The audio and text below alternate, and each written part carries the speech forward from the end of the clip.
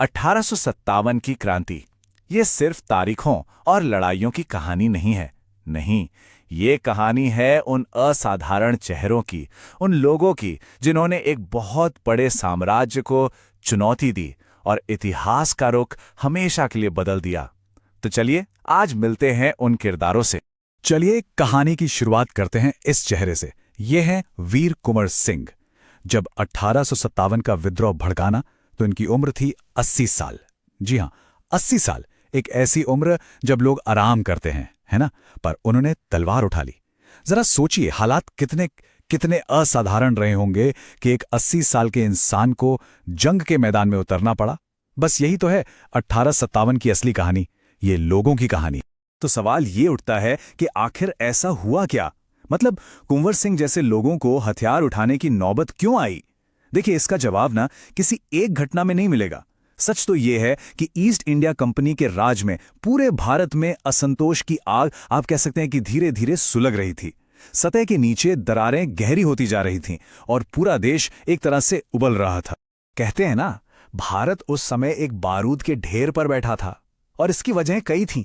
कोई एक चिंगारी नहीं थी, बल्कि ऐसा लग रहा था कि कई फ्यूज एक साथ जल रहे हों। देखिए, पॉलिटिकली अवध जैसे राज्यों को जब हड़प लिया गया तो राजा महाराजा नाराज थे। सोशली जो नए नए कानून आ रहे थे, लोगों को लगा कि ये तो हमारे धर्म पर हमला है। इकोनॉमिकली भारी टैक्स ने किसानों की कमर ही तोड़ दी थी। और तो और सेना में सिपाहियों को लगने लगा था कि भाई हमारी तो पहचान और हमारा धर्म दोनों ही खतरे में है। और फिर आई वो आखिरी चिंगारी, वो ट्रिगर जिसने इस पूरे बारूद के ढेर में आग लगा दी। वो थे चर्बी वाले कारतूस। हुआ ये कि एक अफवाह फैली कि जो नई इनफील्ड राइफल आई है उसके कारतूसों पर गाय और सूअर की चर्बी लगी है और इन्हें लोड करने के लिए सिपाहियों को मुंह से काटना पड़ता था।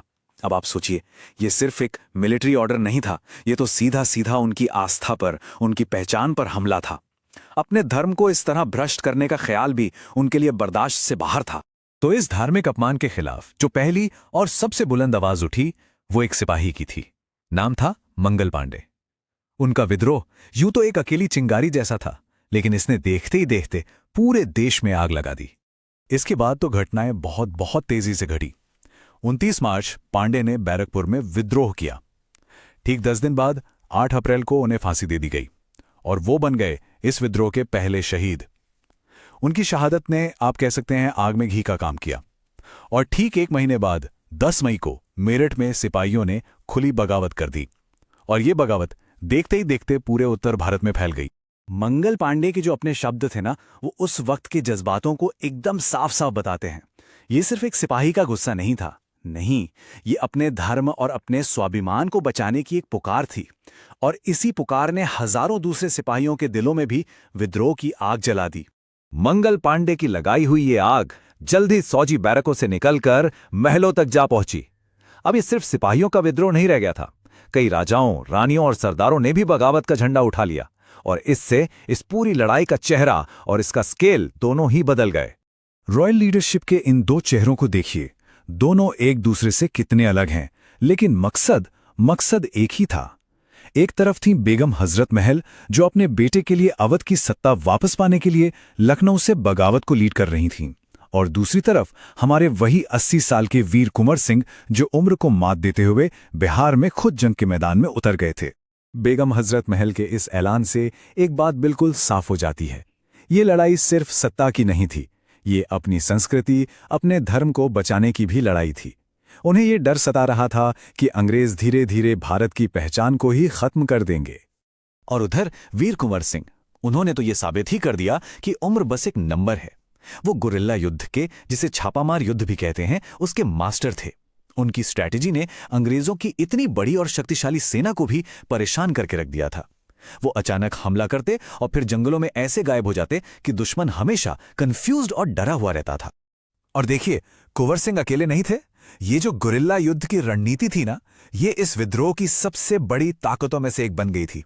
कई लीडर्स ने इसी छिपकर वार करने वाली टेक्निक का इस्तेमाल किया और ब्रिटिश सेना को भारी नुकसान पहुंचाया। चलिए ऐसे ही 2 और माहिर योद्धाओं पर नजर डालते हैं। तो ये गुरिल्ला युद्ध आखिर है क्या? आसान भाषा में कहें तो छिपकर वार करना।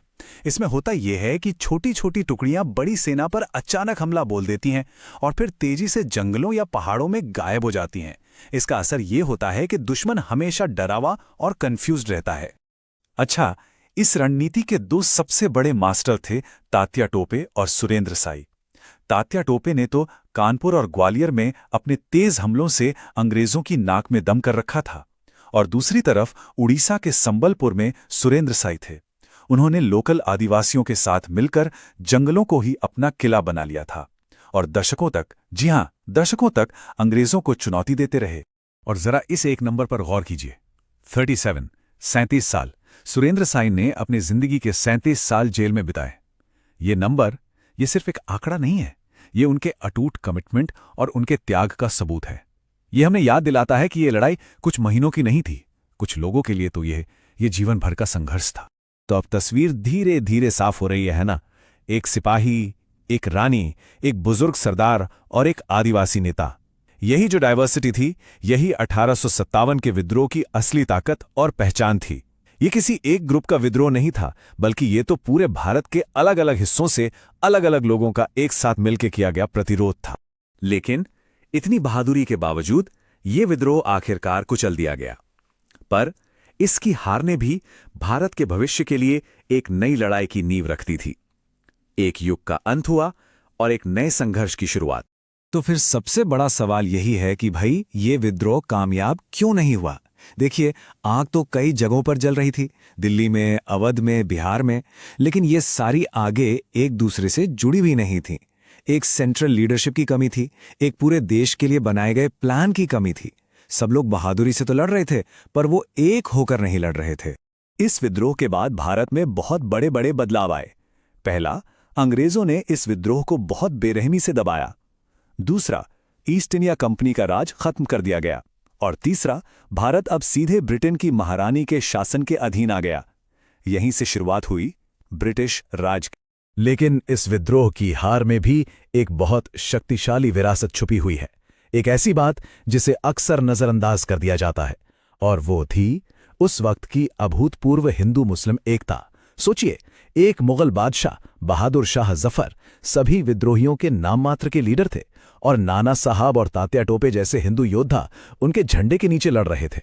एक कॉमन दुश्मन के खिलाफ ये जो एकता थी ना, ये आने वाले स्वतंत्रता संग्राम के लिए एक बहुत बड़ी मिसाल बनी। तो आखिर में सवाल बस यही रह जाता है, क्या 1857 सिर्फ एक सिपाही विद्रोह था जो फेल हो गया, या फिर ये भारत की आज़ादी की पहली लड़ाई थी, एक ऐसी चिंगारी जिसने आने वाली पीढ़ियों के लिए आज़ादी की लौ जलाई?